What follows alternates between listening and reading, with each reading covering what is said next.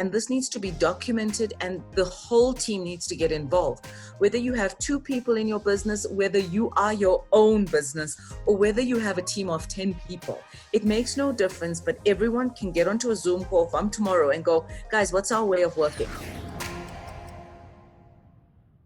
And you speak quite a lot around the topic of personal development and personal development as far as obviously your career is concerned. Yes. And I know you do have a personal development platform. Do you perhaps Yes. want to get into the topic of how employees specifically can react to toxic work environments?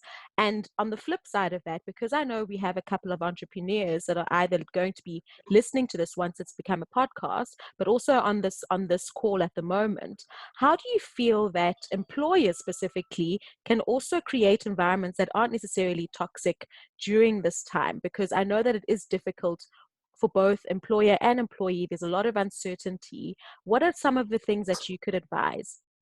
It's so funny. People joke with me and they go, when they see me, they know I'm going to attack toxic and the word toxic. Sure. Toxic. Yeah. um, It's your what if I pet go down peeve. that? It's my pet peeve. And I strive to not be the person, but it's the first thing I'd like to say is this: there's no simple process for alleviating toxic behavior. This is an effort. If you want to lose 10 kgs, there has to be a plan. It's not just gonna get sucked out from your butt. I wish it could. But alas, it's not going to. If I carry on eating Tinkies and staying in bed, it ain't gonna happen. So Yeah. it's the same toxic environments. The first thing, people, you need to understand, how do you define a toxic environment? So how would you know what is a good environment versus a toxic environment? And the funny thing is that as you grow in your career, whether it's your own business or whether it's you working for someone in a team, you have to identify what sets with you and what doesn't set with you. And how do you identify a good, solid environment? Values. You have to set a common foundation of values.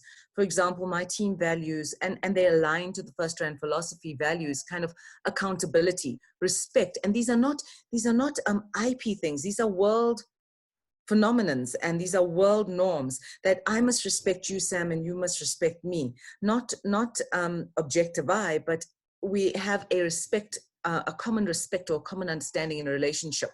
So I think the first thing that I always advise is, please understand what are your values, because you'll be able to identify when someone's out of kilter with those values. If there's a something, and I'm always so pedantic with my team on tone. So please make sure, we can't see each other right now with Zoom. And if there's a crack and then I hear something, I go, but what did you mean by that? So there's already this distinct that I can't sense your body language anymore. So there needs to be a fundamental of, what are your common goals and what is your way of working? And this needs to be documented, and the whole team needs to get involved. Whether you have 2 people in your business, whether you are your own business, or whether you have a team of 10 people, it makes no difference, but everyone can get onto a Zoom call from tomorrow and go, guys, what's our way of working? What's our common way of working? There was a different way of working in the office, and now there needs to be a different way of working virtually. So that's the first thing on identifying toxic environments. The second thing, and I have done a leadership clip on the Sam, is, are you as the leader amplifying the toxic behavior?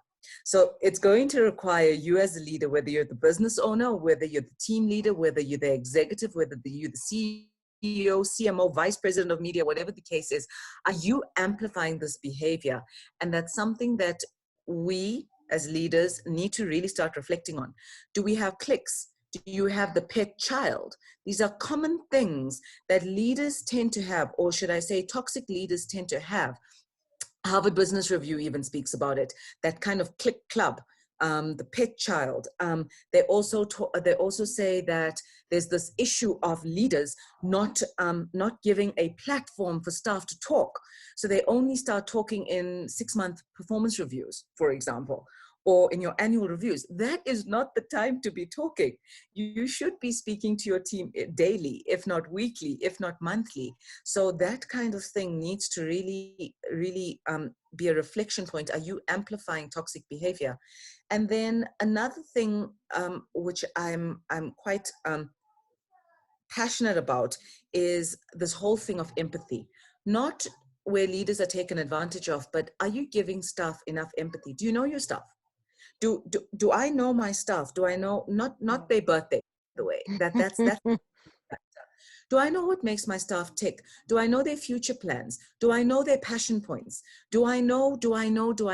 Am I going to be more of a mentor? And this is what millennials want. And I've touched on the topic of millennials before, because I'm a millennial leading millennials, and I've done that for a couple of years. And it's a festivity, because it's such a different way of leadership that I grew up with as I watched my parents lead, but it's such a different way to go. Millennials want mentors, not really managers. So it's this whole mentorship thing. So leaders, you've got to learn how to almost coach without the experience of being a life coach. And people go, no, do I do a life coach course? No, but I didn't do a life coach course. But you can start learning about people, offering empathy, offering care, really get to know your staff on a personal level, because it fundamentally will either make you one of those leaders that are remembered, or one of those leaders that go, I feel like I'm easily replaceable because I wasn't cared for. And another thing for toxic behavior is, are you giving enough accolade to your staff? Are you shouting their praise? Are you shouting out to the standout? And that's something it does not. So some corporates have wonderful incentive schemes where you land up going overseas. Some you get vouchers, some you get a dinner. But here it's a simple, we do it within our team, a WhatsApp, a shout out to the standout, and we make it a standing status item in our status meetings to go shout out to the standout. Thank you so much, Dudu, for example, for proactively sending the status report. Thank you so much, Karen, for coming online last night and helping me with an audit report. The smallest things, I promise you, will start doing that. And that's something I challenge all the listeners. When last have you just really acknowledged a team member? And own business owners, have you acknowledged your partner for supporting you through your long nights? Have you acknowledged the people most dear to you, because those are your business partners indirectly?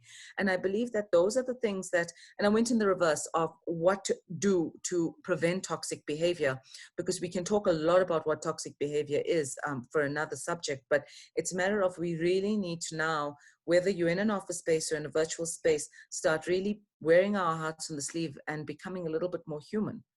Would you treat your children in the way that you treat your team members? Would you treat your partner in that way? And it's time to really just start reflecting and building that level of EQ and IQ.